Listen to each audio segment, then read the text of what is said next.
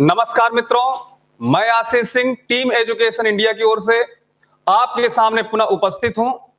जैसा कि आप लोग जानते हैं कि आज परीक्षा है ना, आज जो है शिक्षक भर्ती की परीक्षा है। तो मैं सभी उन अभ्यर्थियों को टीम एजुकेशन इंडिया की ओर से हार्दिक शुभकामनाएं देता हूं कि आप सभी लोग जरूर मंजिल तक समय से पहुंच जाएं और समय से पहुंचने के बाद बिल्कुल निर्भीक तरीके से, निडर तरीके से आप एग्जाम को दें। किसी भी तरह की कोई प्रॉब्लम नहीं होनी चाहिए। और दूसरी बात यह है कि आज बहुत से हमारे मित्र हैं जो लाइव नहीं आ पाएंगे, है ना। आज हमारे बहुत से ऐसे मित्र हैं जो लाइव नहीं आ पाएंगे, तो हम उनसे यही कहना चाहते हैं कि आप उसको देखिएगा, है ना। टेलीग्राम में वो आपको उपलब्ध रहेगा, तो उसको आप देखिएगा। जैसे कोई प्रॉब्लम हो, किसी बात को लेकर कोई समस्या हो, तो जरूर आप कमेंट करिए, हम उसको एक बार फिर से बता देंगे, हमें कोई दिक्कत नहीं है। ठीक, तो इतना टीम एजुकेशन इंडिया आपके लिए जरूर करेगी। आइए सभी लोग थोड़ा सा पहले जुड़ जाइए, है ना। बिल्कुल, आइए सभी लोग। निशा जी हैं, मनीषा जी हैं, सक्सेना जी हैं, रवि जी हैं, हिमांशु जी हैं, विपिन जी हैं, प्रेम प्रकाश जी हैं, है ना। और इसी तरह और देखिए सब लोग बढ़ रहे हैं। डॉक्टर उत्तम सिंह हैं, अजय प्रताप जी हैं, दीप्ति जी हैं, है ना। आप सभी लोग मित्रों को हार्दिक शुभकामनाएं, हार्दिक बिल्कुल गुड मॉर्निंग है। और जो लोग परीक्षा देने गए हैं उन सभी लोगों को एक बार मैं फिर से कहना चाहता हूं, जो धीरे देरी से जुड़ रहे हैं, कि आप सभी लोगों को टीम एजुकेशन इंडिया की ओर से हार्दिक बधाई है, हार्दिक शुभकामनाएं हैं।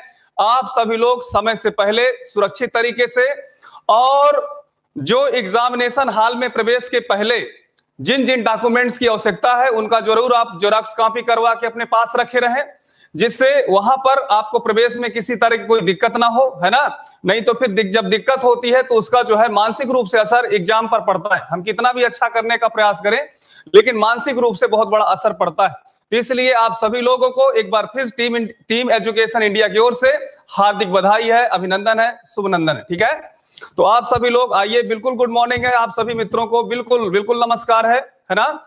तो आइए इसको हम लोग स्टार्ट करते हैं। आप थोड़ा सा और जुड़ जाइए, बस 1 मिनट में जल्दी से जल्दी जुड़ने का प्रयास करिए, जिससे हम लोग स्टार्ट करें। तो मित्रों, जैसा कि आप लोग जानते हैं कि यहां पर हम जो बातचीत कर रहे हैं, यानी हमारी जो इस समय बातचीत हो रही है, वो बातचीत हो रही है हिमालय को लेकर। जैसा कि हमने बताया था कि भौतिक विभाजन है भारत का, तो भौतिक विभाजन में आपने देखा कि किस प्रकार हमने कि 4 बड़े भौतिक विभाजन है भारत के, है ना, और उनको 4 बड़े क्षेत्रों में विभाजित किया गया है। अब आज उसी श्रृंखला में हम सबसे पहले नॉर्दर्न हाईलैंड के अंतर्गत हिमालय के विषय में पढ़ेंगे। जैसा कि आप लोग जानते हैं कि प्रीवियस लेक्चर में कल हमने हिमालय के निर्माण और उसकी विशेषताओं के विषय में जाना था, है ना। तो आज जो हमारा उद्देश्य पढ़ने का हिमालय का, मैंने आपको बताया था कि हिमालय को हम 2 लेक्चर में समाप्त करेंगे। तो आज ये आपका पहला लेक्चर रहेगा, है ना। कल बाकी जो लेक्चर रहेगा कल आपका समाप्त होगा। इसके बाद फिर हमारे जो मैदान है, मैदानों के बाद फिर तटीय क्षेत्र है, तटीय क्षेत्रों के बाद फिर एक बहुत बड़ा सेगमेंट रहेगा आपका आइलैंड का। आइलैंड का कम से कम 1 लेक्चर पूरा का पूरा रहेगा। तो किसी भी तरह का जो है कोई प्रॉब्लम नहीं होनी चाहिए। आप भी लोग अच्छी तरीके से मेहनत करिए, है ना। तो ठीक है, बहुत अच्छा भी कॉम्प्लीमेंट नहीं दिया जाता, है ना। सक्सेना जी आप जो है कुछ ज्यादा भावनाओं में लगता बह रहे हैं, है ना। ज्यादा कॉम्प्लीमेंट नहीं, बस हो गया, ठीक है, इसको शुरू किया जाए। तो क्या हम सभी लोग अब इसका प्रारंभ करें, शुरुआत करें, है ना। कल के लेक्चर में बहुत अच्छा आप लोगों ने रिस्पांस दिया, है ना, कि सर बहुत अच्छा गया, समझ में काफी हद तक गया। तो हम आपको बता दें, कल तो कुछ पढ़ाया ही नहीं गया था। कल सिर्फ और सिर्फ जो है भारत के भौतिक विभाजन पर बातचीत हुआ था, और उसमें हम खास तौर पे हिमालय को फ्रेमिंग किए थे। अब आज हिमालय के विषय में हमें पढ़ना है, तो आइए प्रारंभ करते हैं। बिल्कुल कंटिन्यू क्लियर करें, ठीक है, बहुत सही। जैसा कि मित्रों आप लोग जानते हैं कि हम हिमालय, ध्यान दीजिए, क्या नाम है, हिमालय पर्वत। हिमालय पर्वत अर्थात इसमें ढेर सारी श्रृंखलाएं हैं। तो हिमालय पर्वत का विभाजन, यानी इसके विषय में हम बातचीत करेंगे। क्या बातचीत करेंगे, हिमालय पर्वत का विभाजन। आप सभी लोग पेन कागज लेके बैठ जाइए। और फिजिकल डिवीजन, ध्यान दीजिए, फिजिकल डिवीजन ऑफ हिमालय के विषय में पढ़ना है। तो ये चीजों को थोड़ा सा आप लोग बहुत ध्यान दीजिएगा, है ना। क्योंकि जो है ये बहुत ही जो है इंपॉर्टेंट है, इतना इंपॉर्टेंट है कि समझ लीजिए, अगर आप इसको अच्छे से पढ़ लोगे तो जो आपकी प्रारंभिक परीक्षा के बाद जो आपकी मुख्य परीक्षा होगी उसमें भी काफी हद तक इसमें सहायता आपको मिलेगी। तो देखिए, हिमालय पर्वत का जो विभाजन है, हमने आपको बताया था कि इसको मुख्य रूप से दो भागों में विभाजित किए, है ना। मुख्य रूप से कितने भागों में विभाजित किए? दो भागों में विभाजित किए।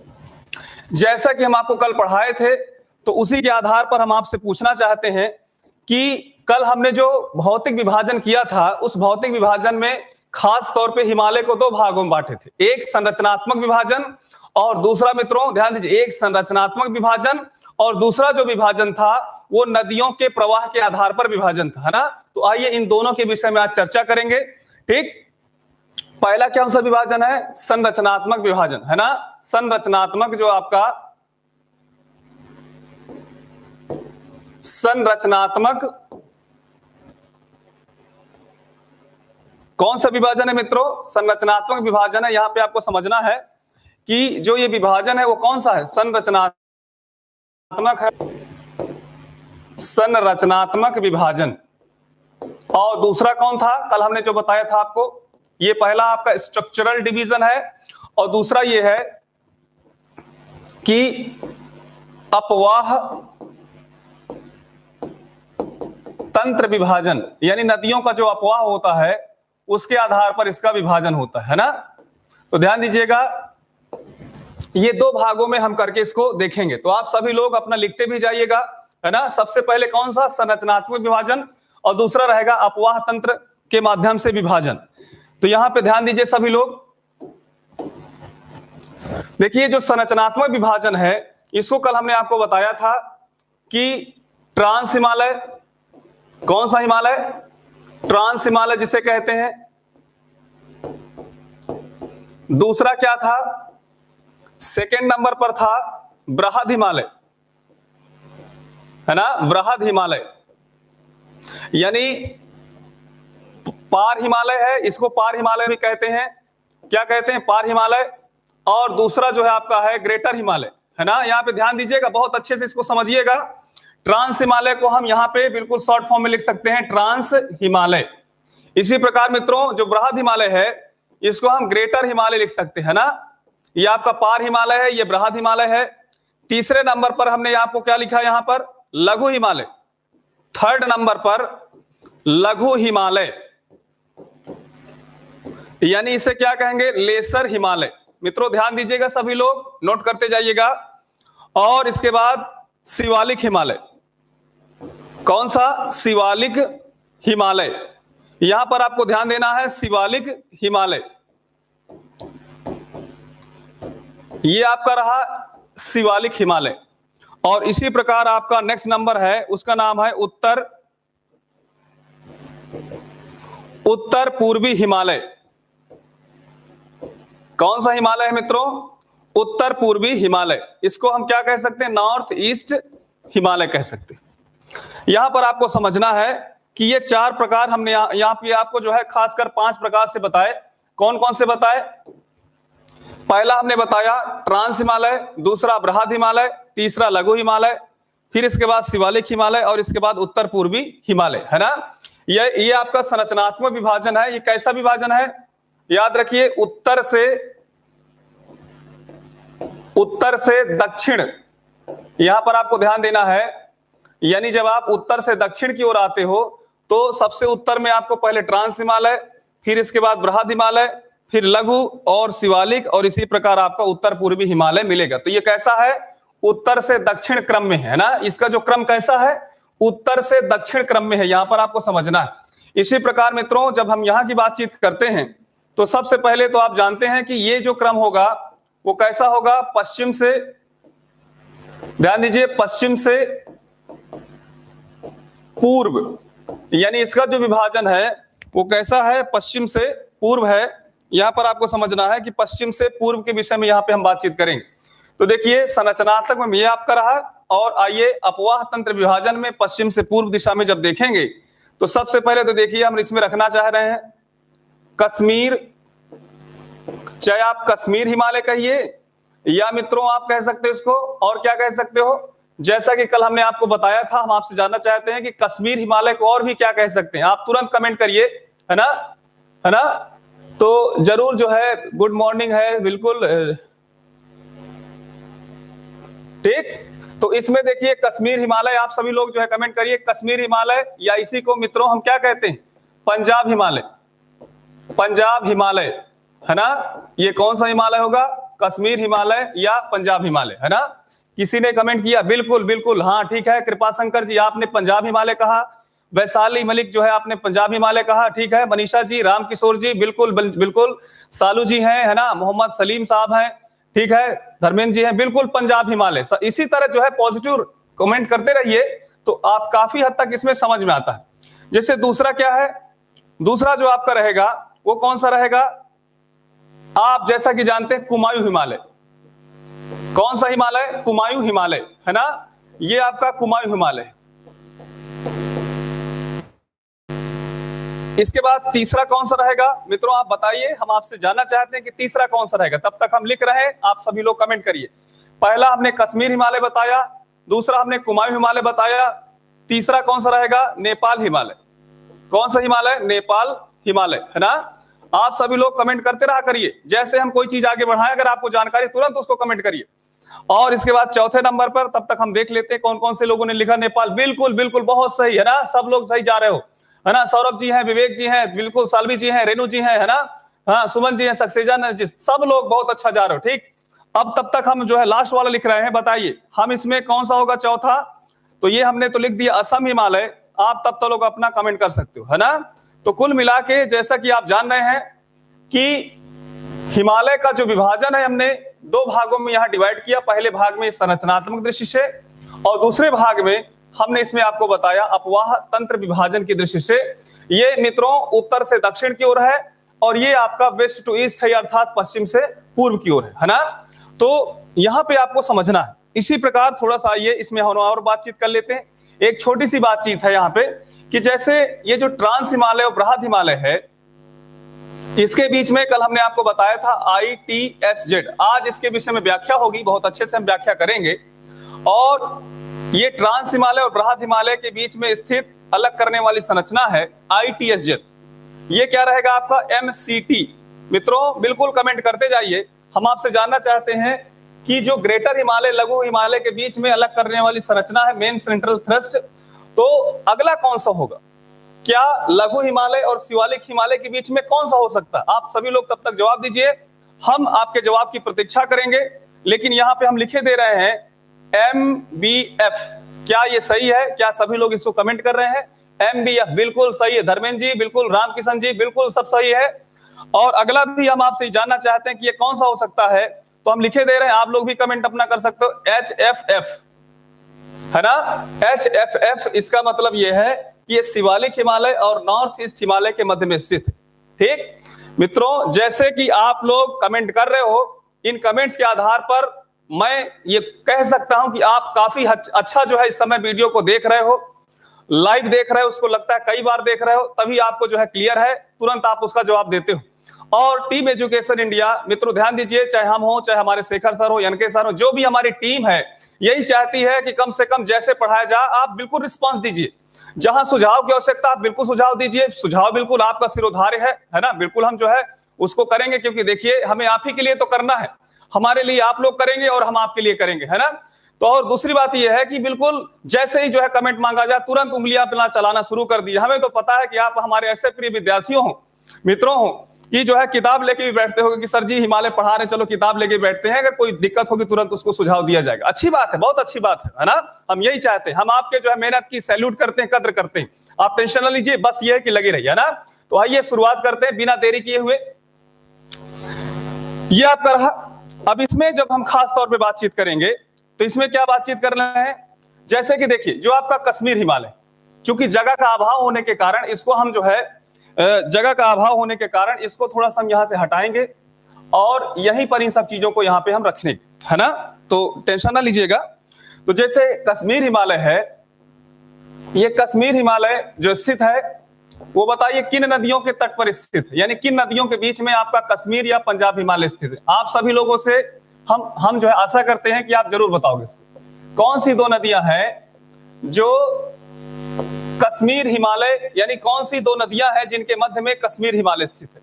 तो कौन सी नदियां हैं, सिंधु नदी है और सतलज नदी, है ना। इसी प्रकार मित्रों हम ये जानना चाहते हैं कि कुमायूं जो हिमालय है किन नदियों के बीच में स्थित है। तो जैसे कि आपने सतलज का नाम सुना, और दूसरा जो आपका रहेगा मित्रों वो क्या रहेगा, वो आपका रहेगा काली नदी।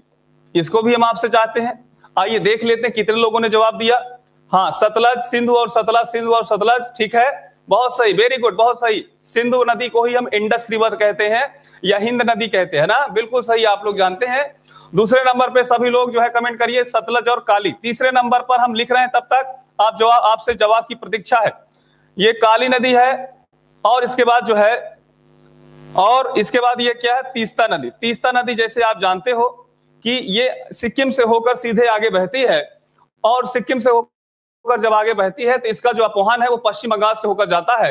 तो पश्चिम बंगाल जो है इस नदी को लेकर, इस नदी के जल बंटवारे को लेकर, देखिए है ना, हमारे यानी तीस्ता नदी जल बंटवारा जो है वो ध्यान दीजिए, बांग्लादेश और पश्चिम बंगाल के बीच की जो है समस्या है। तो आपने क्या लिखा, नेपाल हिमालय के लिए काली, और काली क्या लिखा आपने, तीस्ता और काली, बहुत सही है ना। हाँ बिल्कुल बिल्कुल सही है, बहुत अच्छा जा रहे हो। असम हिमालय के लिए मित्रों हम क्या लिखेंगे बताओ। असम हिमालय के लिए हम आपसे जो है प्रतीक्षा में है, तब तक हम इसको लिखे दे रहे हैं। असम हिमालय में जैसा कि आप तीस्ता देख ही रहे हो, यानी तीस्ता लिखेंगे। इसके बाद क्या लिखोगे, ब्रह्मपुत्र लिखोगे। कौन सा लिखोगे, ब्रह्मपुत्र, है ना। तो असम हिमालय किन नदियों के बीच में स्थित है, तीस्ता और ब्रह्मपुत्र नदी। बहुत अच्छा, बहुत अच्छा, सभी लोग हैं। मैं क्या, कितने ढेर सारे लोग आप लोग आ रहे हो, मैं नाम नहीं ले पा रहा हूं, मैं किनका किनका नाम लूं, है ना। तो आप सभी मित्रों का जो आपकी मेहनत है जरूर रंग लाएगी, है ना। बस यही है कि हम थोड़ा सा, जैसे हमारे मित्र ने कमेंट किया कि सर आप थोड़ा सा हंसाते नहीं है, हमारे जो शेखर सर हैं बहुत अच्छे हैं, कब समझाते हैं, आप सिर्फ पढ़ाते हैं समझाते नहीं है। तो मित्रों जब वो समझा देते हैं तो अब छोटे भाई का काम ही क्या है, वो जब हमारे बड़े भाई हैं समझा दिया आपको, तो बताइए छोटा भाई क्यों समझाया आपको, है ना। लेकिन मैं इतना जरूर कहूंगा टीम एजुकेशन इंडिया के सदस्य होने के नाते आप सभी लोगों के लिए कि ये मत कहो खुदा से, ध्यान दीजिए मित्रों, ये मत कहो खुदा से मेरी मुश्किलें बड़ी हैं, ये मत कहो खुदा से मेरी मुश्किलें बड़ी हैं, इन मुश्किलों से कह दो मेरा खुदा बड़ा है। अर्थात हमें अपने खुदा पर, अर्थात हमें अपने ईश्वर पर, भगवान पर भरोसा होना चाहिए, और हम जो भी मेहनत करते हैं, हम जो भी मेहनत करते हैं जरूर उसका हमें प्रतिफल थोड़ा सा मिलेगा। ऐसा नहीं कि जो है मिलेगा नहीं, मिलेगा, थोड़ा सा किसी का देर हो सकता है, किसी का पहले हो सकता है ना। तो ये जो पंक्ति है बहुत इंपॉर्टेंट है कि ये मत कहो खुदा से मेरी मुश्किलें बड़ी हैं, इन मुश्किलों से कह दो मेरा खुदा बड़ा है। अर्थात जो आपके माता पिता हैं, आपके जो जिनको आप मानते हो, ध्यान दीजिएगा, जैसे हमारे पेरेंट्स हैं, बिल्कुल उनको अपने भगवान की तरह मानते हैं। हमारे जो जुड़े वगैरह हैं, हमारे साथी हैं, आप सब लोग कहीं ना कहीं हमारे जो है देवता तुल्य समान हो, उसमें कोई हम जो है संकोच नहीं करते। आप भरपूर तरीके से बस मेहनत करो। लेकिन मित्रों जहां सुझाव देने की आवश्यकता हो बिल्कुल आप सुझाव दीजिए, हमें किसी भी तरह का कोई दिक्कत नहीं होता है, हम आपके सुझाव से बहुत कुछ सीखते हैं ना। क्योंकि देखिए पढ़ाना एक अलग बात होती है, किताब में लिखा हुआ शब्द कोई भी बोल के पढ़ा सकता है, लेकिन जब कैमरे के सामने खड़े होते हैं और आप जैसे मित्र हो हमारे जो किताब खोल के सामने बैठे हो, बताओ, तो फिर समस्या तो होती, लेकिन हमें कोई समस्या नहीं है। आप सभी लोग जरूर से जरूर इस चीज को कमेंट करिए, है ना। तो आइए बात करते हैं, समय ज्यादा ना गवाएं। तो देखिए ये आपका रहा, दो भागों में हमने विभाजित किया। पहला क्या रहा, ट्रांस हिमालय, बृहद हिमालय, लघु हिमालय, शिवालिक हिमालय, उत्तर पूर्वी, और दूसरा ये आपका कश्मीर या पंजाब, कुमायूं, नेपाल और असम हिमालय। तो आप इसको जो है स्क्रीनशॉट इसकी ले लीजिए, अच्छे से इसको अपना देख लीजिए, इसको जो है फीड कर लीजिए, सेव कर लीजिए। थोड़ा सा हम हटे जा रहे हैं, आप सोच लीजिए, तब तक जल्दी से सोचिए जब सभी लोग। हो गया मित्रों, आइए हम लोग इसके आगे की अब शुरुआत करेंगे। तो सबसे पहले तो देखिए हम पहले नंबर वाले की ही शुरुआत करेंगे। जो पहला नंबर क्या है, संरचनात्मक विभाजन, है ना। तो ये जो संरचनात्मक विभाजन है, इसमें खास तौर पे आपको समझना है कि जो संरचनात्मक विभाजन है वो कुछ इस प्रकार से, मान लो मित्रों, थोड़ी देर के लिए यहां पे समझो, मान लो कि ये जो श्रेणी है, इस श्रेणी को कुछ हम इस प्रकार से डिजाइन किए, है ना। मान लो कुछ इस प्रकार से हमने रखा, ठीक। ये मान लो कि हमारा हिमालय है, थोड़ी देर के लिए मान लो, अभी हम मैप वगैरह में सब आपको बताएंगे, घबराने की आवश्यकता नहीं, बिल्कुल बहुत अच्छे से ध्यान दीजिए। इसको हम क्या रखे हैं, ये ट्रांस हिमालय है, ये क्या है आपका ग्रेटर हिमालय है, ये मित्रों क्या है, लेसर हिमालय है, ये कौन सा है, शिवालिक हिमालय। ध्यान दीजिए, हम बिल्कुल मैप में सभी लोगों को बताएंगे। पहले हम समझाना चाहते हैं आपको कि हम इसको आखिर किस रेंज में रखें, किस श्रृंखला में रखें, है ना। और ये आपका नॉर्थ ईस्ट हिमालय है, मान लीजिए हमारे सामने ये श्रेणियां हैं, ये क्या है, ट्रांस हिमालय है, ये ग्रेटर हिमालय, ये लघु हिमालय, शिवालिक हिमालय, नॉर्थ ईस्ट हिमालय। तो जैसा कि हम आपके सामने कल आपको बताए थे कि ये जो ट्रांस हिमालय है, ये ग्रेटर हिमालय है, इन दोनों के बीच में स्थित ITSZ। क्या स्थित है? ITSZ। मित्रों यहां पर ITSZ का मतलब होता है इंडो तिब्बत सचर, आप चाहे सचर कहिए, ऑब्लिक करके हिंज भी लिख दीजिएगा, हिंज है ना, क्या लिखना है? हिंज लिखना है, जोन। ये रहा आपका ITSZ का फुल फॉर्म। क्या रहा मित्रों? Indo Tibet suture zone. Indo Tibet suture zone ये रहा, है ना, इसको आपको ध्यान दीजिएगा। अब इसके विषय में हम आपको बता दें कि ये जो आपका इंडो तिब्बत सचर जोन है, वो ट्रांस हिमालय को बृहद हिमालय से क्या करता है? अलग करता है। इसको जो है आइए हम लोग नोट करते हैं, ध्यान दीजिए। इसके विषय में हम आपको बताएं, पहला पॉइंट इसमें क्या है कि यह ट्रांस हिमालय को ग्रेटर हिमालय, ध्यान दीजिएगा, ट्रांस हिमालय को ग्रेटर हिमालय से अलग करता है। ये सबसे बड़ी बात है, यानी अलग करने वाली संरचना है, ऐसे हम लिखेंगे। यानी ट्रांस हिमालय को ग्रेटर हिमालय से अलग करने वाली संरचना है कौन? ITSZ।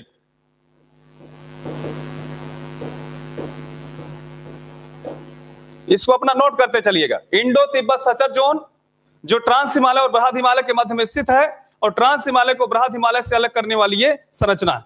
इसमें 3 प्रमुख पॉइंट है, याद रखिएगा। दूसरा पॉइंट क्या है कि यह भारतीय प्लेट को, यानी जो आपका ITSZ है, यह भारतीय प्लेट को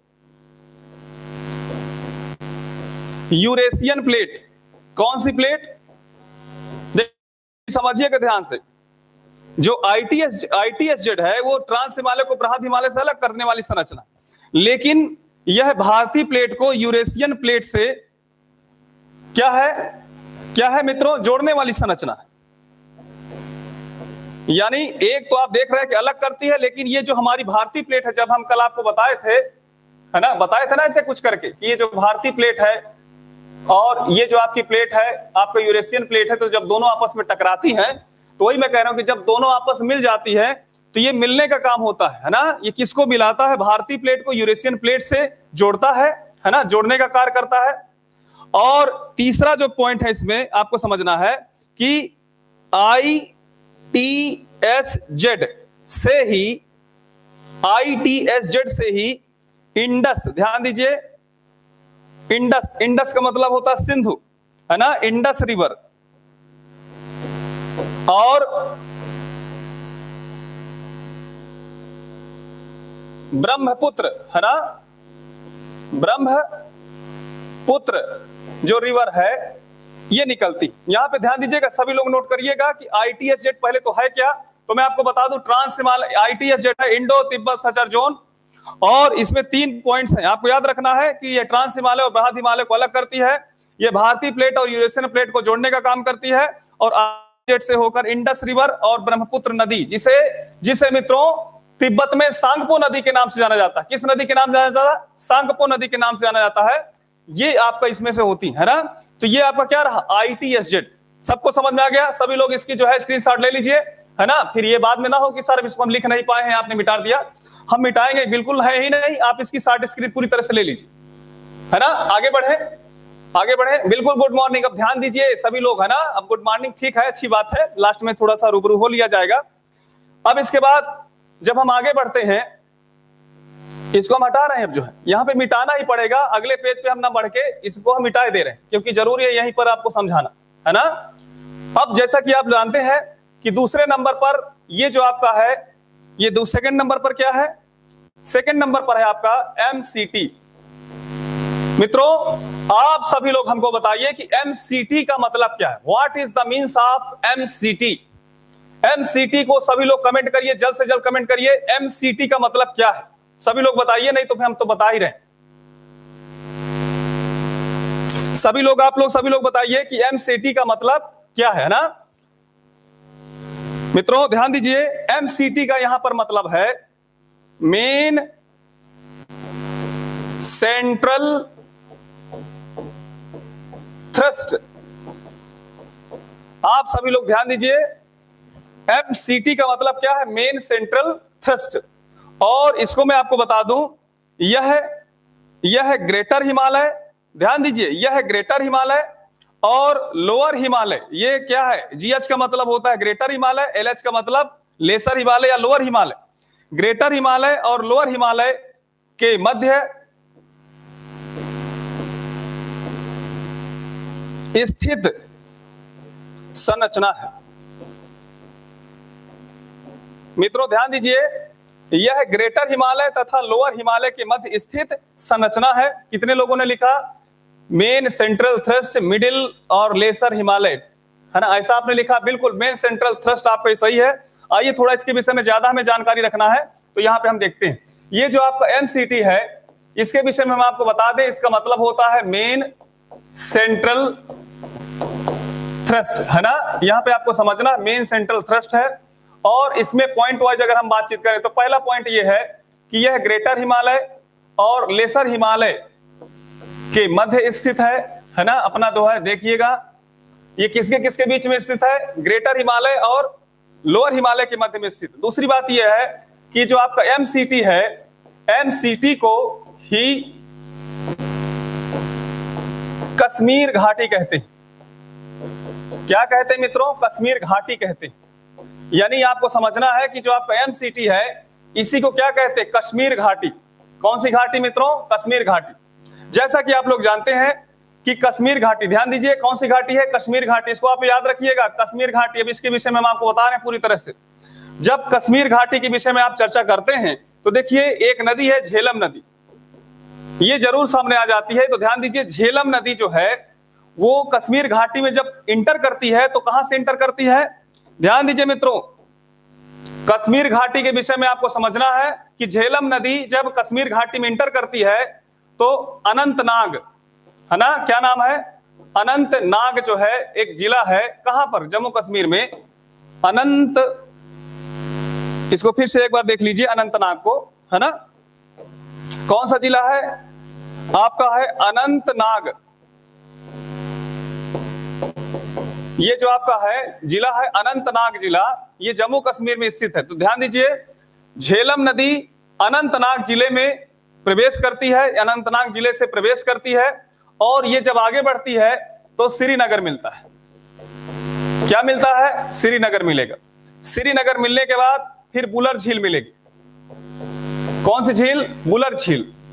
और बुलर झील के बाद जो है ये सीधे बारामूला, नाम सुने होंगे, बारामूला, बारामूला से ये सीधे आगे बढ़ जाती। यानी जो आपका कश्मीर घाटी है वो शुरुआत होती है अनंतनाग जिले से, कहां तक, बारामूला जिले तक। अनंतनाग से श्रीनगर जाती है, श्रीनगर से बुलर झील जाती है, बुलर झील से फिर सीधे ये बारामूला से आगे चली जाती है, अर्थात घाटी समाप्त हो जाती है। तो यहां पर अगर आप जो है थोड़ा इसको मैप के माध्यम से देखें, मैप के माध्यम से अगर इसको दुरुस्त करें तो यहां पर आपको समझ में आएगा।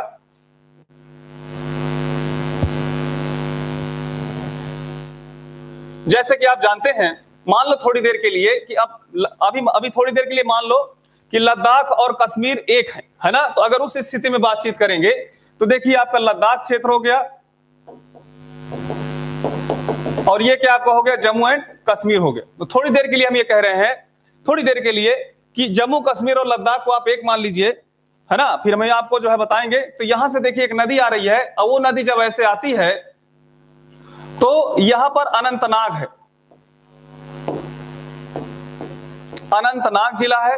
यहां से ये नदी जब एंट्री करती है तो कश्मीर घाटी में एंट्री कर रही। अब इसमें जो है क्या मिलेगा, श्रीनगर मिलेगा। श्रीनगर क्या मिलेगा, श्रीनगर, जो जम्मू कश्मीर की राजधानी। फिर इसके बाद आपको बुलर झील मिलेगी। ये वही बुलर झील है जो याद रखिए भारत की सबसे बड़ी मीठे पानी की झील है। और इसके बाद जब ये आगे बढ़ती है तो आपका एक बारामूला जिला मिलता है ना, बारामूला जिला मिलता है।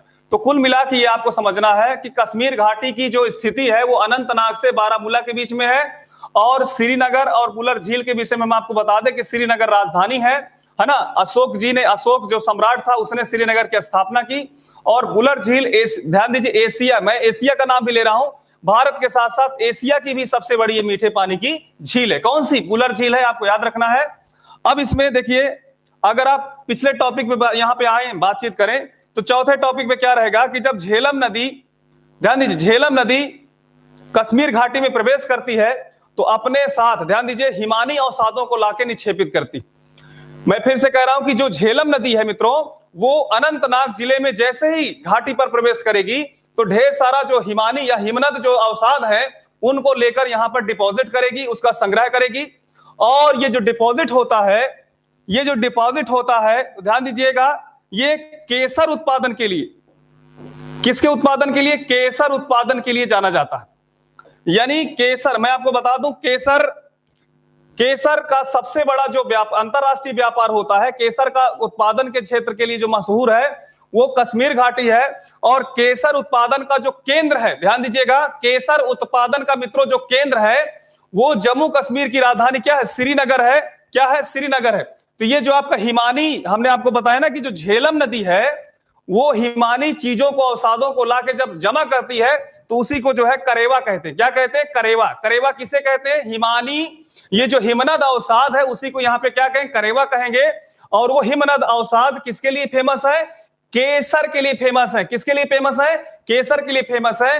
केसर का अगर भारत में सबसे बड़ा बाजार आपको देखना है तो श्रीनगर आप देख सकते हो। किसको देख सकते हो? श्रीनगर। श्रीनगर केसर व्यापार के लिए सिर्फ भारत में नहीं विश्व भर में प्रसिद्ध है ना। तो ये आपका इसमें जो है कुछ खास बातें रही। किसमें रही मित्रों? ये आपका जो है एमसीटी को लेकर रही, है ना। किसको लेकर रही? एमसीटी को लेकर रही। यहां पे आपको समझना है ना। अब आइए अगले चरण में जब हम बातचीत करते हैं, जैसे हम वापस आते हैं, हम कहां पर थे? ये यहां पर थे, है ना। तो अगले इस चरण में जब बातचीत करेंगे तो देखिए ये आपका क्या है? LH और SH। हम आपसे जानना चाहते हैं कि LH और SH के बीच में जो है उसे क्या कहते हैं? MBF कहते हैं। आप सभी लोग, अभी आप सभी मित्रों से हम आशा करते हैं कि आप MBF के विषय में जानते होंगे। अगर जानते हैं तो आप तुरंत इसको कमेंट करें। तब तक इसको हम लिख रहे हैं, क्या लिखेंगे? Main boundary fault. क्या लिखेंगे? मेन बाउंड्री फॉल्ट रहेगा, है ना। क्या रहेगा मित्रों? मेन बाउंड्री फॉल्ट रहेगा। इसको जो है जल्दी से जल्दी आप लोग लिखिए। किसी ने लिखा मेन बाउंड्री फॉल्ट, बिल्कुल सही आपने लिखा। सौरभ जी ने लिखा, रिंकी जी ने लिखा, विशाल जी ने लिखा, है ना। इसी तरह सुभाष जी ने लिखा, इसी तरह जो है आपका जो है नितेश जी है ना। बिल्कुल सभी लोग इसमें लिख रहे हैं आप लोग, है ना, कोई दिक्कत नहीं है। तो यहां पे आपको समझना है, यहां पर आपको क्या समझना है कि जैसे आपका ये है, अगले इस पॉइंट में हम बढ़ेंगे कि जो आपका MBF है, इसके भी हम ध्यान दीजिए। जो आपका MBF है इसका मतलब होता है, सही आपने कहा, मेन बाउंड्री फॉल्ट, है ना। मेन बाउंड्री फॉल्ट ये है। और ये किसके बीच में स्थित है? जैसा कि आप जानते हैं ये आपका स्थित है SH। S का मतलब होता है शिवालिक हिमालय, और शिवालिक हिमालय के पहले LH। यानी ये जो आपका स्थित है वो लघु हिमालय और शिवालिक हिमालय के बीच में स्थित अलग करने वाली संरचना है। और इसी संरचना को ध्यान दीजिएगा, पहला ध्यान दीजिए, ये आपका क्या है? लघु हिमालय और शिवालिक हिमालय के बीच में स्थित, माफ करिएगा थोड़ा सा पानी पी ले।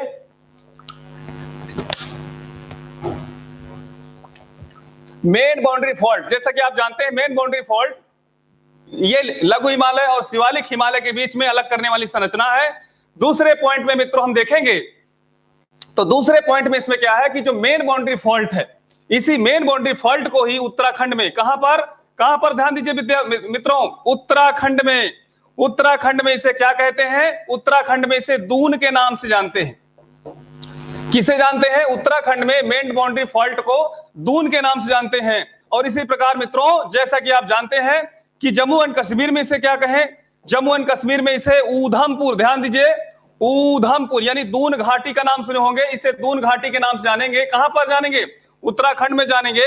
और जम्मू कश्मीर में इसे ऊधमपुर, ध्यान दीजिए, ऊधमपुर कोटली, ऊधमपुर कोटली बैली यानी घाटी के नाम से जानेंगे। किसको जानेंगे? MBF को उत्तराखंड में दून घाटी कहा जाता है और जम्मू कश्मीर में ऊधम कोटली घाटी के नाम से इसे जाना जाता है। याद रखिए MBF को जाना जाता है। कश्मीर घाटी किसे कहते हैं? कश्मीर घाटी MCT को कहते थे। यहां पर आपको समझना है, दून घाटी किसे कहेंगे? तो MBF को कहेंगे। ऊधमपुर कोटली घाटी किसे कहेंगे? MBF को कहेंगे। यहां पर आपको इसमें समझना है। इसी प्रकार मित्रों, जब इसके आगे की चर्चा हम करते हैं तो आप इसमें पाते हैं कि एक ही आपका बचता है HFF, है ना? HFF क्या है? इसका मतलब क्या होना चाहिए मित्रों? आप सभी लोग कमेंट करिए, तब तक इसको हम लिखते हैं। ये आपके सामने जैसे कि रहा आपका HFF, है ना? क्या रहा? HFF का मतलब होता है हिमालय फ्रंटल फॉल्ट। सभी लोग ध्यान दीजिए, HFF का मतलब है हिमालय फ्रंटल फॉल्ट। और मैं आपको बता दूं कि ये जो आपका स्थित है, ये जैसे शिवालिक हिमालय है और नॉर्थ जो आपका नॉर्थ क्या है, नॉर्थ ईस्ट आपका हिमालय है, इन दोनों के बीच में आपका HFF स्थित है।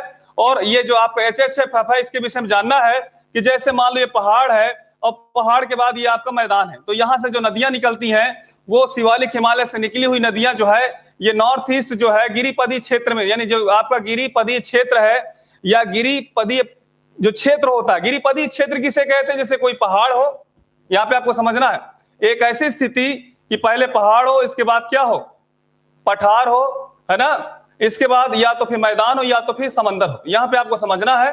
तो ये आपका गिरिपदी स्थिति है। तो कुल मिला के चाहे वो पठारी हो चाहे वो मैदानी हो, तो हम आपको बता दें कि गिरिपदी जो क्षेत्र है उसमें नदियां ढेर सारे अवसादों को लाके जमा करती हैं, और उसी अवसादों को जब जमा करती हैं तो इसमें खाद्यांश बहुत ज्यादा होता है। यहाँ पे शिवालिक आप इस तरह मान सकते हो कि जो शिवालिक क्षेत्र है, शिवालिक के जैसे ही आप दक्षिण में आगे तो देखिए उत्तर प्रदेश का जो भाबर और तराई क्षेत्र मिलेगा कि नहीं मिलेगा। इसी प्रकार मित्रों आप जो है इसमें हरियाणा में भी देख सकते हो। इसी प्रकार मित्रों हिमाचल प्रदेश में से लेकर आप असम तक देख सकते हो, बिहार तक देख सकते हो। ये जो शिवालिक क्षेत्र है, इस शिवालिक क्षेत्र में खासकर जो नदियां हैं वो अवसादों को लाके जो है जमा करेंगी, और जब जमा करेंगी तो इस प्रकार मैदानी भागों का निर्माण होगा। उसी मैदानी भागों को ही हम भाबर व तराई क्षेत्र या जलोढ़ क्षेत्र के नाम से जानते हैं। जैसे कि हमारा उत्तर प्रदेश है, उत्तर प्रदेश में महाराजगंज से लेकर अगर आप सहारनपुर तक देखें, यानी मान लो ये यहां से लेकर ये जो है उत्तर प्रदेश है, तो महाराजगंज से लेकर यहां सहारनपुर तक देखो तो ये जो पूरी बेल्ट है ये भाबर और तराई क्षेत्र की बेल्ट है। तो इसी प्रकार इसको समझना है ना।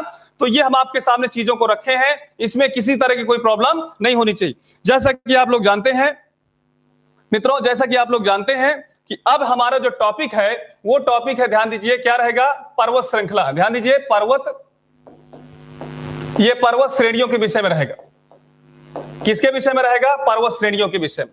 तो आप सभी लोग ध्यान दीजिए, बहुत ही आराम से हम चीजों को भी पढ़ा रहे हैं, क्योंकि हमारे बहुत से मित्र पढ़ाई करने गए हैं, वो मित्र हमारा एग्जाम देने गए हैं, तो जब वो वापस लौटेंगे तो जल्दीबाजी में कुछ समझ नहीं पाएंगे। इसलिए हम इसको बहुत आराम से समझा रहे हैं कि उसको अगर वो सुकून से देखेंगे तो पूरी तरह समझ में आ जाएगा।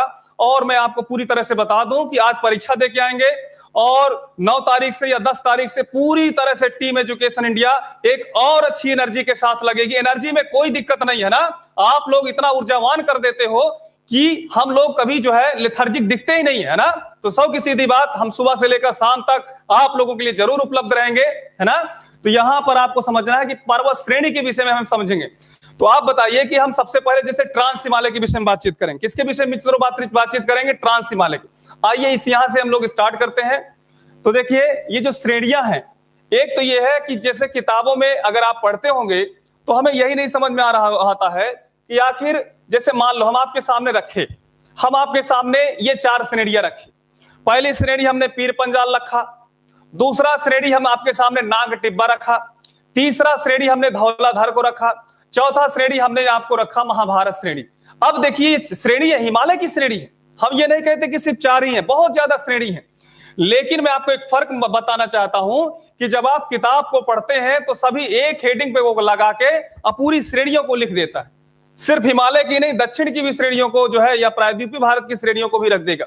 लेकिन यहां पर मैं आपको बताना चाहता हूं कि हम क्रमवार चीजों को समझेंगे कि जैसे ट्रांस हिमालय है तो ट्रांस हिमालय की प्रमुख श्रेणियां कौन कौन सी। मित्रों ध्यान दीजिए, ट्रांस हिमालय की प्रमुख श्रेणियां कौन कौन सी है, अर्थात काराकोरम, लद्दाख, जास्कर और कैलाश। कैलाश भले ही भारत में ना हो, लेकिन फिर भी मित्रों मैं आपको बता दूं कि ये चारों श्रेणियां बिलोंग्स टू ट्रांस हिमालय या परा हिमालय। मैं इसको पढ़ाऊंगा बहुत अच्छे से, ये टॉपिक ही रहेगा, है ना, मेन टॉपिक। मैंने आपको बताया ना 2 लेक्चर हमें इसमें लगेंगे, आज का लेक्चर और कल का लेक्चर, है ना।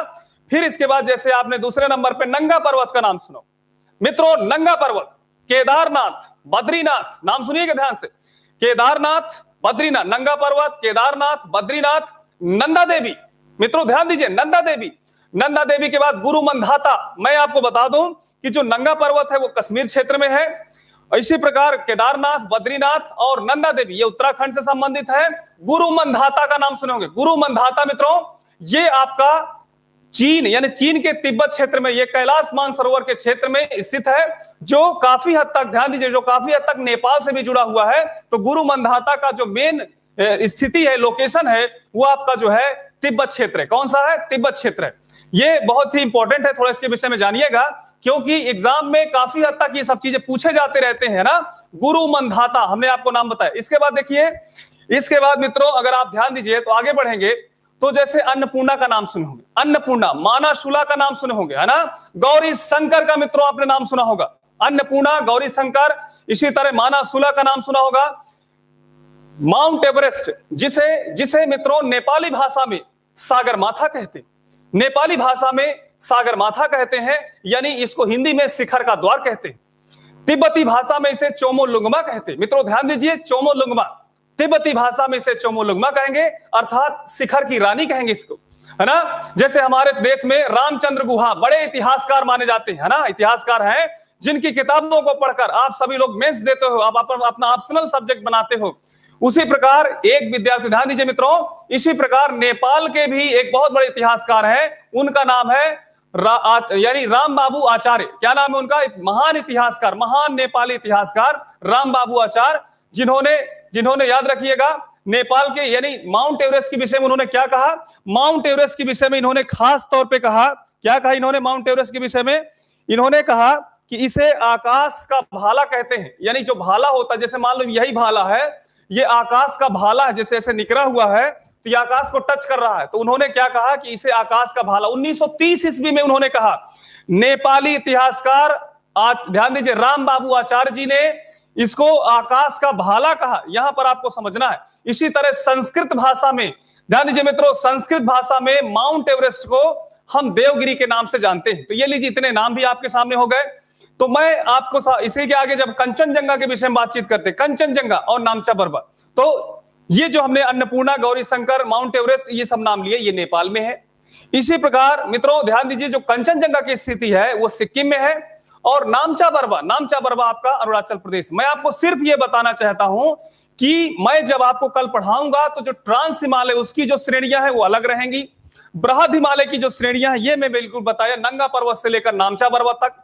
इसी तरह लघु हिमालय की जो श्रेणियां हैं, चाहे आपका पीर पंजाल हो मित्रों, चाहे आपका पीर पंजाल हो, चाहे नागटिब्बा हो उत्तराखंड का, नागटिब्बा उत्तराखंड में। महाभारत श्रेणी का नाम सुनोगे तो महाभैरव श्रेणी आपका जो है कहां पर है? महाभारत श्रेणी नेपाल में। और धौलाधर, ध्यान दीजिए, धौलागिरी है नेपाल में, लेकिन धौलाधर मित्रों कहां पर है? धौलाधर आपका हिमाचल प्रदेश में है। तो ये लघु हिमालय की श्रेणियां रहे। इसी प्रकार शिवालिक हिमालय और उत्तर पूर्वी हिमालय की जो श्रेणियां हैं, जिसमें आपका मेकिर है, रेंगुमा है, डाफला है, पटकाई है ना। इसी तरह मीजो है, ढेर सारी लैमा तोरे, ढेर सारी जो श्रेणियां हैं, कल हम आएंगे, बहुत क्रमिक तरीके से इन सब चीजों को बताएंगे। और जब बताएंगे तो कल देखिए क्या क्या आपका समाप्त होगा।